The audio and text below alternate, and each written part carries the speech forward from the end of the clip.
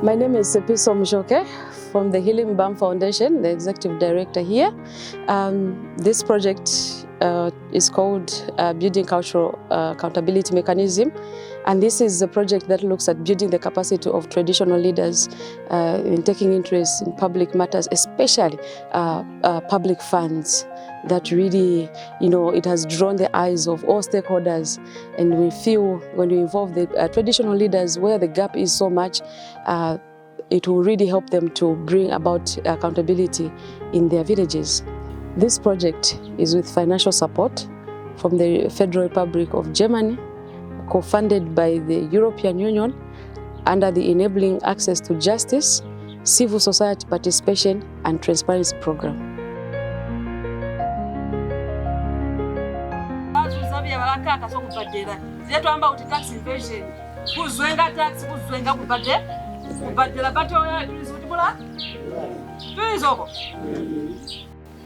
But ngakule muntu upegwa byamali namuka into mwinge mukakulezisho nje manthe ndi onse ikwane mwezi wonse oyo mumanize kulaze kuli fanya ndio murwa ndinalo sikolo mumuziwe kuli mumuziwe.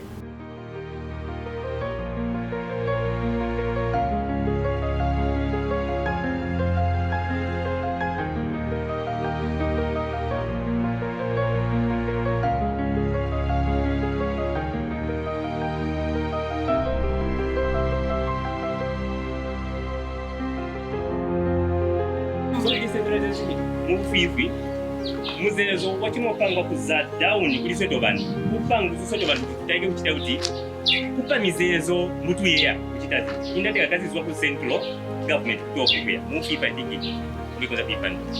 The project basically has highlighted a problem where there is a limit in the capacity of traditional leaders in holding state actors accountable. They feel public funds are just for politicians, and they feel then they are on the traditional ruling, and then for public funds it's really associated with politics. But that is not the truth. Traditional leaders are actually partners, key partners in governance. Why? Because they own the people. They are the leaders of the people in their villages, and so whatever they say, we leverage actually on their strength, because whatever they say, it's more like law to their subjects. And so we thought when we leverage on this strength and the capability that the traditional leaders have, and the respect that they command from their communities, it will be very easy. If we build their capacity, it will be very easy for them to actually trickle it down to their communities, and they begin to hold their state actors accountable.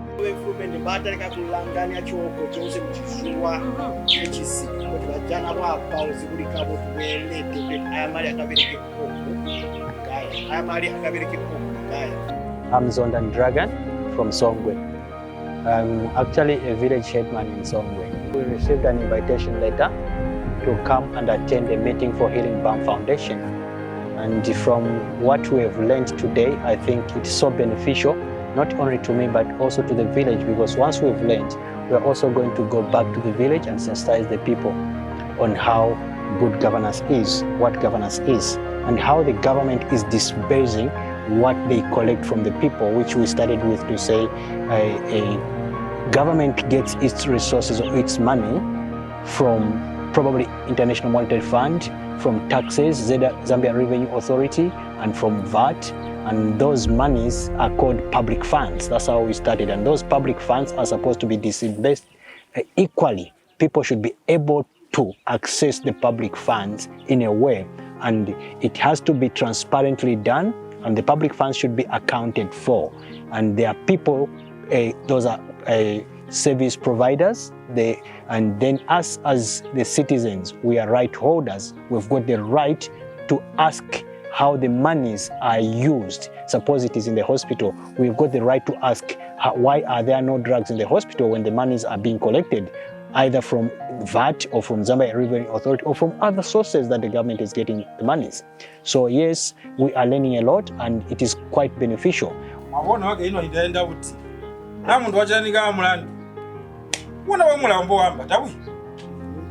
Yeah, so they are too high. So that's the reason. Because if they are too low, you just be doing it every year. Because imagine, okay, even if you punga muntu 20 kwacha, nganda wapunga wangai gosika mutaku. Yeah, just kubika 100 kwacha, meaning only 5. Ali ya 2.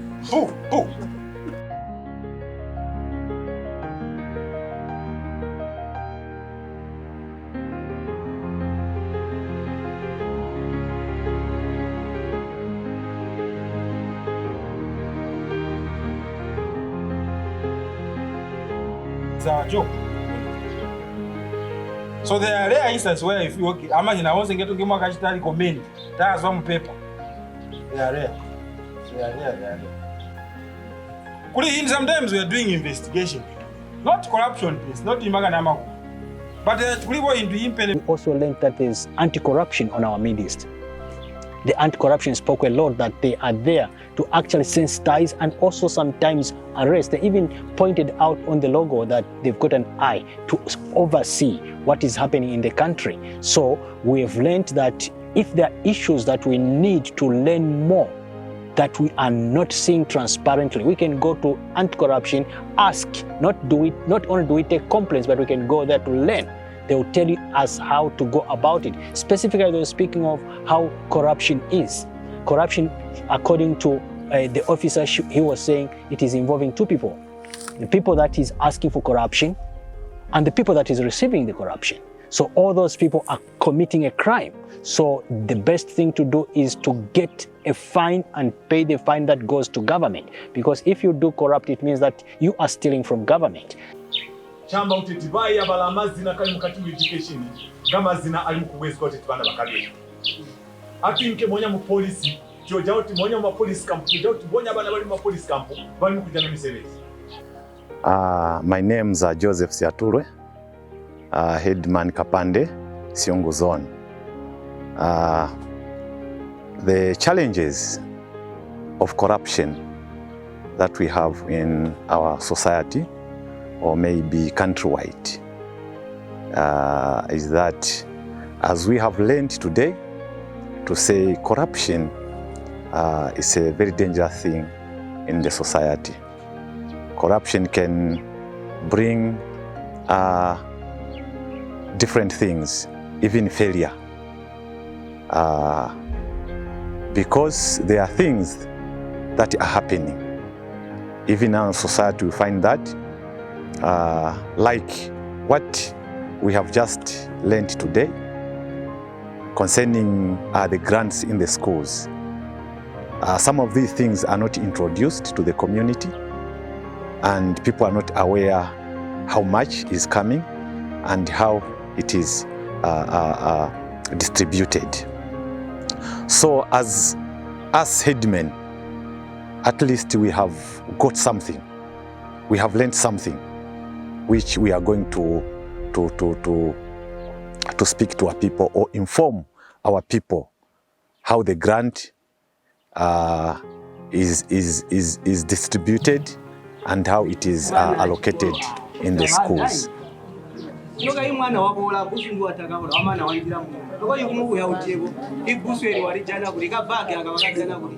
And this project mostly is looking at the school grants, because one of the rights-based approach, the right to education. And so the right to education, government has brought a lot of policies, including the Education Act of 2011, where it was a re-entry policy where girls, even when they fall pregnant, they're supposed to go back to school. And so we are looking at, do our leaders know the importance of education? We want to make sure that our leaders know and they begin to hold government accountable. How our money is being used in schools? Are they being used to fulfill some of the sustainable development goals such as education? And this is why we are here.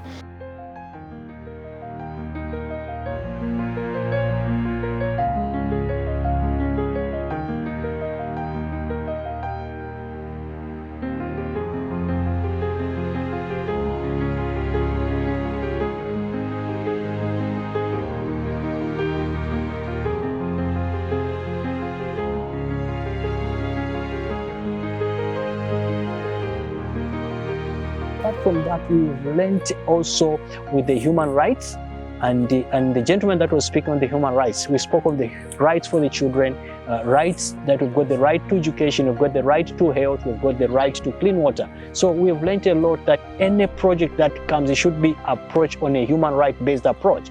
It was quite interesting and very good program that we probably wish to say such programs should be actually reciprocated. They should be coming now and then, you know, when people can be learning stuff like that. It's a good start. We can receive this message and take it to others as well. Mali azwa kumfulumende atalikira ku bantu amana ayinka kumfulumende ino ayinka buti kumfulumende azwa buti ku bantu ngoina malingi bawula muzintolo malingi badela mu mamota bano buyankuba inka mu mataundi malifti ngama taxi agusigwa kali ayaku kuzibade ayinka kumfulumende ponya ali amalingo ina alabola ape kuzogwasya maumi abantu anda CDF omunzira zisiene kumapenzi ngiba Jesse. One of the successes that has been recorded right now, after explaining how these grants are working in schools, most of the traditional leaders actually showed ignorance on the usage of school grants. And because now they know, they feel, you know, they are charged up. They feel like they just want to hold the state actors accountable like right now. And so this is one of the successes. And the other success is their commitment of saying no to corruption, which has been symbolized by the signing, public signing of documents to show that they do not want corruption anymore. And also by show of dipping their hands in the mud and placing it on a clean sheet, and thereafter washing their hands to just symbolize that, yes, this is what we are doing, but right now our hands are clean and we have shown commitment. And so we are going to put these posters around the chiefdom so that anytime they want to involve themselves in these corrupt issues, it will just ring in their minds to say, I made a commitment. And the signing was not out of compelling them, it was willingly after they have understood what public funds are and what they should be used for in a correct manner.